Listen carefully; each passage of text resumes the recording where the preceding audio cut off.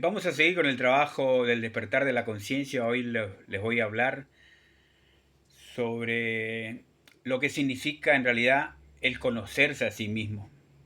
Cuando hablamos de conocernos a sí mismo para despertar la conciencia, estamos hablando de conocer nuestro mundo interno, nuestra psiquis, pero también conocer esas partes poderosas que tenemos, ¿cierto? Más allá de la psique, que sería la conciencia y el ego, tenemos un alma y tenemos un ser.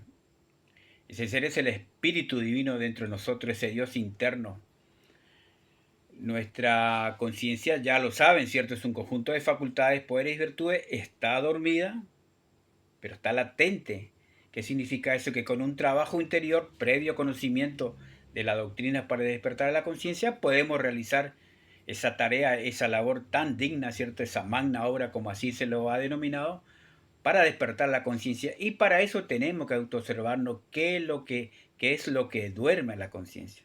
Y allí descubrimos que es una naturaleza psicológica o un factor psicológico que llamamos ego, ese conjunto de vicios, defectos y errores de tipo psicológico que están en nuestro interior y que están adormeciendo al 97% de nuestra conciencia.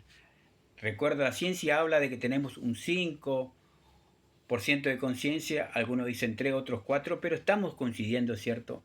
Entonces, en la doctrina de despertar de la conciencia decimos hay que despertar ese 97% de conciencia y para eso debemos conocernos y eliminar al defecto, al ego, ese conjunto de vicios, defectos y errores. Digo bien cierto porque quiero que se sepa qué es en realidad el ego, esa segunda naturaleza de carácter psicológica que hoy nos maneja. Maneja nuestros pensamientos, maneja nuestros sentimientos y por ende nuestros actos. Recuerda, nosotros somos el resultado de lo que pensamos y lo que sentimos. O sea, lo que hacemos viene producto de los pensamientos y las emociones. Ahora, cuando empezamos el conocimiento de sí, cuando empezamos a explorar nuestro mundo interno, empezamos ya a llevar la conciencia, la luz de la conciencia, a nuestros espacios internos, a nuestra psiquis. Entonces vemos, y a veces aterrorizadamente, ¿cierto?, cuántos defectos hay en nuestro interior, cuánta miseria interna hay, cuánta oscuridad hay, hablando psicológicamente, ¿cierto? Y empezamos a descubrir defectos que antes no descubríamos, que sí veíamos en otro de pronto. Decíamos, aquel es iracundo, aquel es gritón, aquel es violento, aquel es celoso, aquel tiene mucha codicia. Veíamos, ¿cierto?, afuera lo que sobradamente y tal vez más tenemos en nuestro interior. Por eso cuando empezamos a autodescubrirnos, empezamos a callar la boca. Empezamos a ser menos juiciosos y menos críticos y menos jueces de lo demás porque descubrimos que aquello que tanto criticábamos y que nos molestábamos lo tenemos sobradamente y hasta exageradamente nosotros. Entonces sí empieza la humildad y la comprensión hacia el otro. Por eso el conocerse a sí mismo nos mejora como persona, nos hace callar la boca y ser más comprensivos, más tolerantes, ¿cierto? Sin caer en límite de ser personas sumisas ni tontas, ¿cierto? No vamos a enseñar jamás a ser una persona tonta aquí, sino a ser una persona inteligente, consciente. Y eso traerá fortaleza, traerá un carácter diferente, un carácter fuerte. Necesitamos ser fuertes, este es un mundo hostil. Estamos luchando contra nuestro defecto y muchas veces nos toca también enfrentar a los defectos de la gente, pero lo ubicamos. Sabemos ubicar a las personas. Porque este es un mundo hostil, lo repito. Si somos personas débiles, blandas, pues nos pisan la cabeza y nos tiran más abajo de lo que podemos estar, ¿cierto? Entonces, en ese autodescubrimiento vamos pasando desde la conciencia, que ya lo estamos manejando con la observación de sí mismo, con esa proyección de la conciencia que luz hacia nuestro mundo interior, y empezábamos a entrar en la inconsciencia. Y pasamos al subconsciente y llegamos al infraconsciente. En el infraconsciente están las sombras que hablan algunos despiertos. Están los peores defectos de tipo psicológico en nuestro interior, lo que ignoramos. Y hablo de yo es muy denso. violentos, yo es de una composición morbosa, una composición densa, realmente que solamente aquel que hace este trabajo de llegar hasta esa capa tan profunda del infraconsciente pueden conocer y descifrar y catalogar, mencionarlo, conocerlo.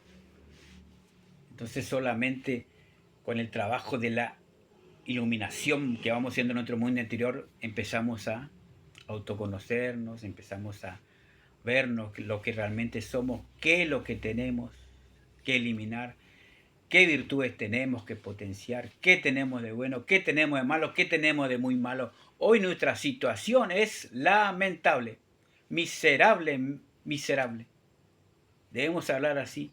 Internamente tenemos muchísimas miserias, más allá de nuestra presentación al mundo, ¿cierto? De lo que podemos manejar las palabras, conceptos muy sonoros, muy lindos, muy elegantes, de la forma que tratamos a la gente, de cómo son nuestras apariencias. Bien podemos entender, comprender, concientizarnos de cómo estamos interiormente. Por eso se dice que somos sepulcros blanqueados, bonitos por fuera y podridos por dentro. Así somos. Y si no me creen, pues le invito a la autoobservación cada vez más profunda, al autoconocimiento cada vez más consciente de uno. Pero necesitamos ver todo lo malo, todo lo perjudicial en nosotros, esas sombras, esas tinieblas, esas maldades que tenemos, para poder liberarnos de ellas.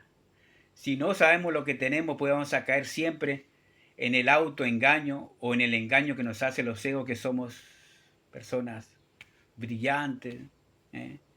Tener esa falsa percepción de uno y creer que la gente le valora de una manera u otra de otra, y vemos que nuestra falsía es también el resultado, digamos, o es también la falsía del otro.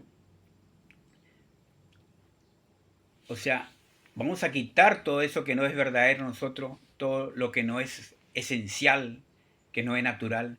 Vamos a quedarnos en la conciencia con el trabajo interior, vibrar en la conciencia, que nuestra conciencia sea el centro de gravedad de nuestra vida, que la conciencia maneje nuestras palabras, nuestros sentidos, nuestros pensamientos, nuestros sentimientos. Sí, entonces ahí sí podemos decir que somos personas que tomamos el control de nuestra vida, que somos los que manejamos nuestra vida. Hoy nos manejan los pensamientos del ego, los sentimientos del ego.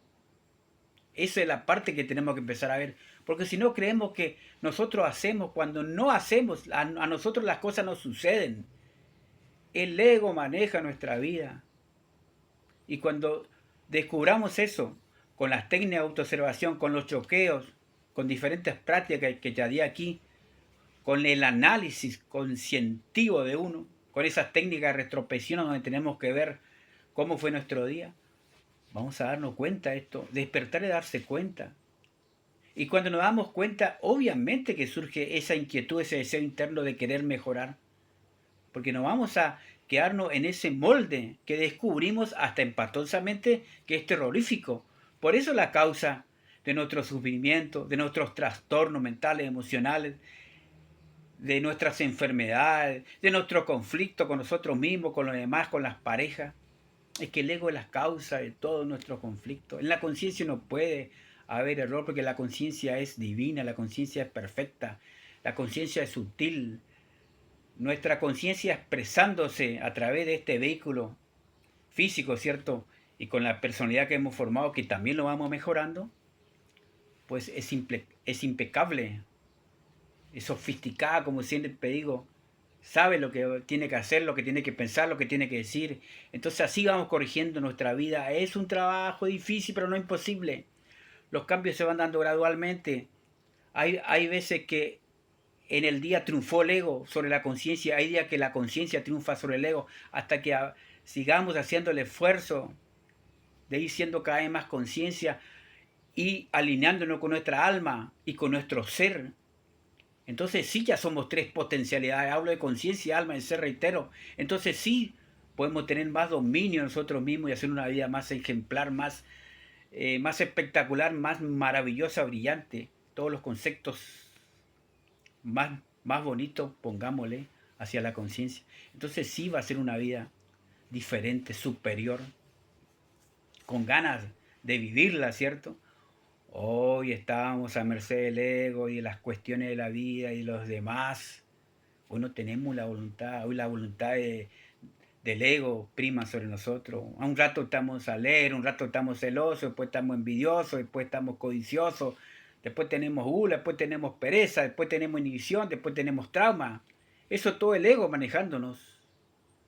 Por eso el autodescubrimiento, la conciencia sí es muy importante si queremos mejorar nuestra vida, porque no vamos a aprender con manuales de urbanidad, de buenos gestos, buenos modales, ni mejorando la oratoria. Eso es externo. El trabajo de realmente de superación es un trabajo psicológico, un trabajo interno, con muchísimo sacrificio.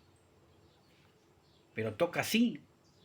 Se ha dormido mucho nuestra conciencia, solamente nos queda un 3% de conciencia libre, pero dormida. ¿Por qué dormida? Porque nunca la hemos puesto a trabajar. Entonces está el desafío del trabajo interior para aquellos que tengan inquietudes espirituales. Esto no es para cualquiera. Hay gente que va a rechazar esto, está bien, que sigan durmiendo en paz. Pero lo que comprendemos, que esta vida no es la vida que nosotros deseamos o que queremos, entonces sí vamos a meternos en el trabajo del despertar de la conciencia. Porque sabemos íntimamente, desde la intuición de algo en nuestra voz interna que nos dice, hay algo mejor en ti, y a eso respondemos. Es todo, un abrazo y sigamos despertando.